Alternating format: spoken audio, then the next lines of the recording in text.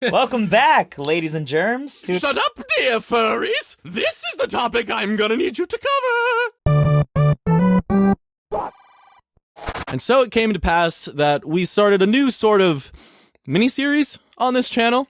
Adam and I feel like we weren't doing enough analytical content, so we're gonna start doing that, starting with everyone's favorite gay demon cartoon. Helluva Boss. Fuck you.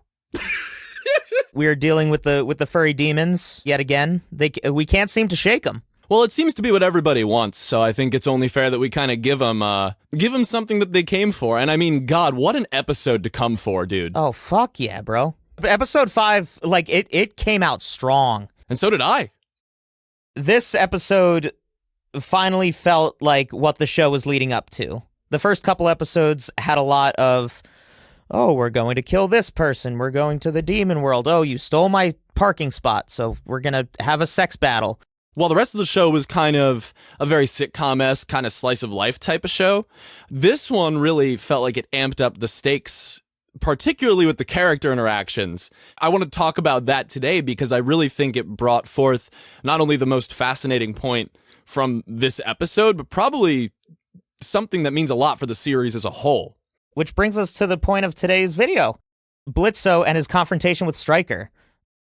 What a powerful scene, and a lot of really interesting stylistic choices that I would also like to discuss throughout. Just to kind of recap for everybody, Blitz basically catches Stryker in the act of attempting to assassinate Stolas, and the point that Stryker makes is, you know that you're lower class, I know that I'm lower class, but if we work together, we can do something impossible and overtake the people who are making us lower class. Really, the last thing I thought that this show was going to do, at least like this early on in its run cycle, was to cover socioeconomic issues and kind of make a commentary on that. And I really like that kind of conflict for Blitz, just because of we know Blitz well enough by this point. And we know that he's not really a moral paragon. I would say he's actually quite the opposite in the fact that he really kind of just does what's best for him in the moment. And he really doesn't have too much of a conscience to speak of. Oh, absolutely. It's really interesting in the ways that we see him care for his companions. It seems like extremely self-serving. Throughout the show, he's bothering Millie and Moxie all the time. He's overly attached to Luna, even going as far as to adopt her, even though she was almost an adult.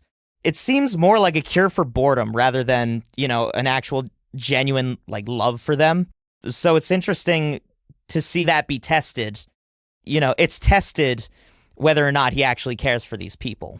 Yeah, because at that same time, we kind of also see an aspect of him that's always willing to keep these people out of danger. Like, he's super overprotective of his adopted daughter. He doesn't push his employees into the way of a bunch of ravenous beasts with nothing but a plank of wood like those stupid fucking angel babies did. And that's the thing then that's really getting tested, because he treats the people that he cares about that way. But how much does he care about Stolas then? And is he going to go to that same length to protect Stolas because of their transactional fucking, as we call it? Yeah. Well, that's the $1 million question, isn't it? Is like, does he really give a shit about Stolas at all? Like, is it purely a transactional fucking, or is there more to it? To me, when I first watched the episode, it seemed like he was just kind of like, oh, you lied to me and you lied to everybody around me. Fuck you. I'm gonna fuck up your plans. Stolas didn't seem to really be on his mind, but as the show has progressed, I do wonder if his feelings for Stolas have sort of gone from this apathetic, I could really care less about you, I need your grimoire, or I'm sorry, your grimoire. My grimoire. Yoo-hoo, Blitzy. Or has he sort of got a soft-ish spot for Stolas? Because what I've seen throughout these episodes is it goes from him really not talking to Stolas at all and just sort of, fucking him and getting the book, to sort of having conversations with him. They discuss things about their lives. And then it goes from you were my bodyguard in Lululand to how about you just come up to the Wrath Ring, or down, I suppose, to see me do this harvest festival. So there seems to be a shift in Blitzo's feelings for Stolas, even if it's just very slightly. I'm probably going to get some flack for even suggesting that an anime trope has made it into our precious American mature cartoon for teenagers. But he almost seems kind of like a tsundere towards Stolas in the way that he's been treating him, because we see it go from like, fuck, I don't even want to talk to him, to, willingly picking up the phone while he's being chased by a shotgun-wielding maniac hillbilly, to, accepting being his bodyguard for pay. But now, like you said, it's gone to where he's literally just going to, like, kind of get a vacation. But with the caveat that, you're still going to see Stolas a bit. And their banter, to me, kind of went from Blitz just being like, oh, this guy is cringe, to playful, in a sense. Like, it's kind of like a, I don't like you, but I'm secretly warming up to you kind of thing. And Stolas is just a rich prick, so he's rolling with it. And he's going to keep rolling with it. But I almost interpret it as Blitz is sort of getting a soft spot for him. That's also sort of the nature of the show, is it's very, like, chaotic and a comedy at the end of the day. So, I mean, it's, maybe we're reading too far into it, but I think that that's something that good writing can portray, whether it was meant to or not, It's open to these interpretations. You mentioned that it's the nature of the show to basically just be chaotic and just very, like, comedy-esque and messy, which I think is thematically very appropriate, because that's also kind of Blitz's nature, how in a sense, like, he pretty much embodies everything the show is about, which is what makes him such a great frontman for the series.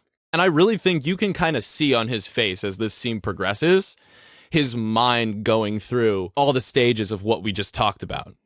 There's just a sinister shift in tone throughout this scene that I eat it up every time I watch it, because you're not expecting such a dark, deep moment throughout this sort of la-di-da cursing and violence kind of show. Yeah, it's Helluva Boss. Like, there's not supposed to be this deep moment in the middle of the episode, but yet it almost made me feel like we were seeing like a past Blitzo, like a Blitzo that we have not seen yet, but is living inside him, that maybe he's repressing, maybe it's a side of him that has yet to come out, but he always knows is there. And people love to kind of theorize on this point, and just to kind of look at him from this angle and be like, he's clearly got a past of some sort that we don't know about. There's clearly a lot going on here psychologically, and we do get to start seeing that in this scene, again, from the lighthearted, I'm going to say fuck and have a lot of blood comedy show.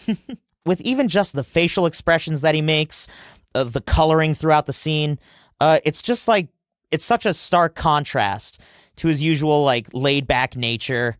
It really shows his inner turmoil and the depth that he can have as a character. He has kind of almost a very opposite, like, dichotomy of choices. He can play it safe and possibly continue to pursue the relationships with the people that he has in his own kind of twisted, charming way. Or he can just go right for the throat of everyone who's ever hurt him. And he can meet somebody that he finally sees as an equal and then work with them, regardless of how backstabby they might be, to work toward a common goal of getting that self-respect that he lacks in his life.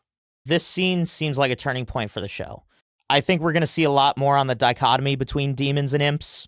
We're going to see Blitz's past play a part moving forward, and sort of see how what he's been through will influence these characters in the future. Of course, we know how the whole story ends. We see Blitz ultimately make the right decision from, us as an audience watching. We want the protagonist to not go with the bad guy. But really, we don't know exactly what was going on in his head even after that scene. Because in spite of how deeply telling that moment in the show was, I think they do a really good job of kind of shrouding his consciousness, even from the viewers. You never really know what he's thinking. except in like a few very specific choice moments. And I think this was one of those moments. So we don't know anything that could possibly still be lingering in his head regarding the conversation he had and the way he was challenged to upend his life and directly go for what he wants. To see a character go from such a black and white sort of character to completely gray in one scene is extremely good writing to me and makes me want so much more. So I hope we get it. I hope we get to see a lot more of Blitzo's gray moments, as well as his gay moments with Stolas. Oh, I would love so many more gay moments. Husbando tier list can't come soon enough. Husbando tier list 2022, 2025, 100 more years.